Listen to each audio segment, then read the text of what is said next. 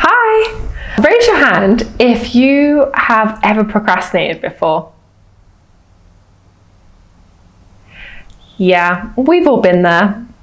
But why do we as humans procrastinate? Why don't we do the things we're supposed to do? And perhaps most puzzling of all, why don't we just do the things we know we're supposed to do when we're supposed to do them? Now, these questions might seem simple on the surface, but beneath lies a labyrinth of psychological, neurological, and emotional complexities. You see, procrastination isn't just a matter of poor time management or sheer laziness. It's a multifaceted puzzle that affects us all at some point in our lives. In this episode, we will unravel the enigma of procrastination, understand its roots, and most importantly, equip ourselves with the tools to overcome it. Let's begin with the basics. What exactly is procrastination? It's much more than simply putting things off. It's our brain's intricate dance with discomfort. Imagine you're in a chilly room. What's your natural reaction? You reach for a cozy jacket to escape the feeling of cold. That's avoiding discomfort in action. And it's exactly what our brains are designed to do, to seek comfort. Our brains are wired to pursue pleasure and avoid pain.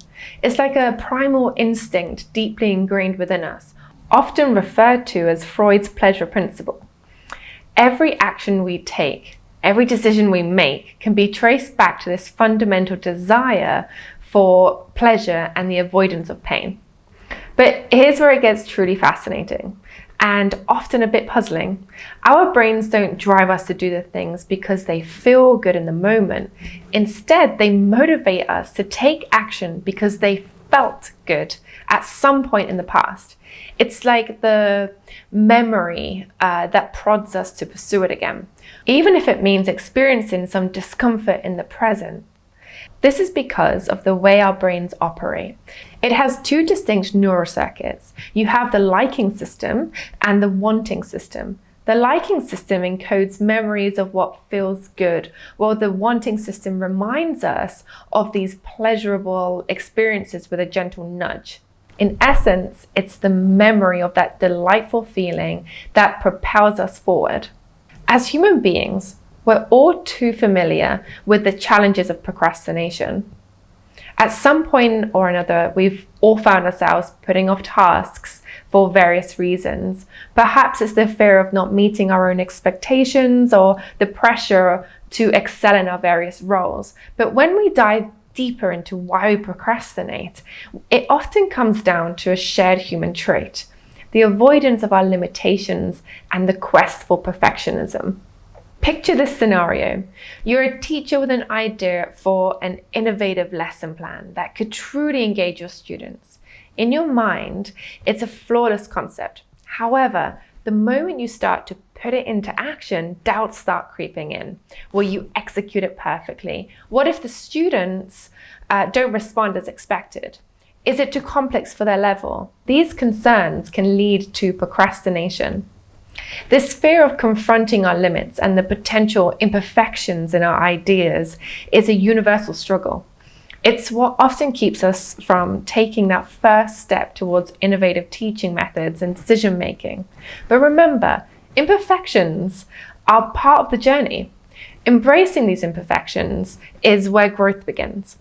So the reason this is so important is because if all human behavior is prompted to the desire to escape discomfort, that means that time management is pain management. When we procrastinate or avoid certain tasks, it's because our brains have cunningly convinced us that the easiest way to escape psychological discomfort is by turning to distractions. So then, how do we rewire our brains? How do we train them to find relief, not through distraction, but through action that leads to genuine progress and fulfillment? We call these actions acts of traction, the opposite of distraction. These are deliberate steps that pull us towards what we've planned to do, things that genuinely move us forward in life. In the pursuit of productivity and personal fulfillment, there is one skill that stands above the rest: becoming indistractable. As Nir Eyal, author of Indistractable: How to Control Your Attention and Choose Your Life, suggests, avoiding distraction is the key to happiness, success, and personal growth. Becoming indistractable is not just a skill, it's a way of life. On a macro scale, it's about taking control of your attention and your destiny. It's about mastering the art of focus in an age of endless distractions. Now, something interesting, just because something is work-related doesn't mean it's not a distraction. In fact, it can be the sneakiest distraction of all. Let me illustrate with a common scenario. Imagine you're at your desk, determined to tackle that big project you've set yourself. You're committed. Nothing will derail your focus today. Before you dive into this project, you think, let me quickly check that email. It won't take long, and then I can fully concentrate. Sound familiar? What you might not realize is this seemingly innocent email check-in ritual is the most insidious form of distraction. It's a distraction that masquerades as productivity. Why? Because when you have committed to focusing on a big, important project, every other task, especially the easy and urgent ones, becomes a tempting escape route. You tell yourself, I'll tackle the big thing after I clear all these little small tasks. This is where we stumble. We inadvertently prioritize the urgent and easy over the vital and challenging tasks. It's a clever trick our minds play on us. The pursuit of becoming indistractable is about recognizing these subtle traps and breaking free from them. It's about understanding that real progress is growth, and achieving them come from staying committed to your top priorities, even when they seem daunting. Now let's talk about triggers. What are these triggers? Well, they're those little things that nudge us into action. For you, that might be a ping of notification about an upcoming meeting or the emotional weight of a tough day in the office. Think about it. How many times have you been in the middle of an important project and suddenly notification pops up on your device? Yep, that's an external trigger. Or have you ever felt stressed about an upcoming meeting you need to plan for and found yourself scrolling social media to escape that discomfort? That's an internal trigger. So we have external triggers and internal triggers. And understanding these triggers is crucial because it can help you regain control of your time and focus on what truly matters. Now, let's break down the 3 fundamental steps that can help you master time management. Step number 1, consider this. Time management is pain management. It's a concept rooted in the understanding that all our desires, all our actions often stem from an innate desire to escape discomfort. When you truly grasp this, when you acknowledge the need for escape, you gain the power to handle your emotions effectively. Take a moment to think about the following. Next time you're sitting with a friend and that irresistible urge to check your phone washes over you, don't immediately succumb. Instead, sit with that feeling for a moment and introspect. Ask yourself, why do I feel this compelling need to look at my phone? Delve into the internal emotions. More often than not, you'll discover that it's the discomfort of the silence or the awkwardness of the moment that's driving you. But here's the magic. Understanding these emotions empowers you to take action. You can choose to confront and manage that discomfort, giving you the strength to stay engaged in the present and be in the moment with your friend. Distractions, they're clever at steering us away from what truly matters, but the game plan is crystal clear. Spot the distraction. Take a breather to think about what's happening, then change or reframe how you see it to persevere. Shift from seeing the feeling as something happening to you to something happening for you. Discomfort is your secret weapon. The real magic is how we interpret it. Instead of dodging it, top performers use discomfort as rocket fuel to propel them towards their goals, and then some. Kobe Bryant, the legendary basketball player, for example, was known for his relentless work ethic and dedication to his craft. He understood the power of discomfort as a secret weapon for success. During his career, Kobe often pushed himself to train at the highest intensity, even when his body, his mind begged for a break. For example, imagine a grueling practice session where Kobe would continue to shoot hoops long after his teammates had left the gym. He would challenge himself to make a certain number of shots in a row before calling it a day. During these moments, his muscles would have ached and fatigue would have set in. Most players would have walked away, seeking comfort and rest. However, Kobe interpreted this discomfort differently. He saw it as an opportunity to improve, to build mental and physical resilience, and to outwork his competition. He believed that these challenging moments were where champions were made. So he used the discomfort as his rocket fuel, propelling him to become one of the greatest basketball players of all time, with numerous championships and accolades to his name. Kobe's ability to embrace discomfort and turn it into a source of motivation and growth is a prime example of how top performers use this secret weapon to achieve extraordinary success. Now you've got a handle of the emotions, it's time for step 2. Step 2, making time for traction. Here's an interesting technique, especially for those moments when doubt starts to creep in. It's all about scheduling time to worry. You see, when you're easily distracted, the temptation is to drop everything and dive into that worrisome feeling. But here's the game changer. Instead of succumbing right away, write down those worries. Put them on paper, then promptly return to your task at hand. Now, you've got that sensation noted down for later. This approach allows you to stay on track without dismissing your concerns. You've given yourself permission to address them, just not right in the heat of the moment. Let's dive into the 10-minute rule, a powerful technique rooted in acceptance and commitment therapy.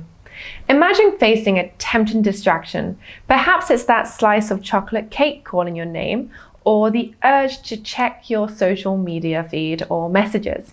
Now, here's the game changer. You allow yourself to indulge in these distractions, but only after 10 minutes of work.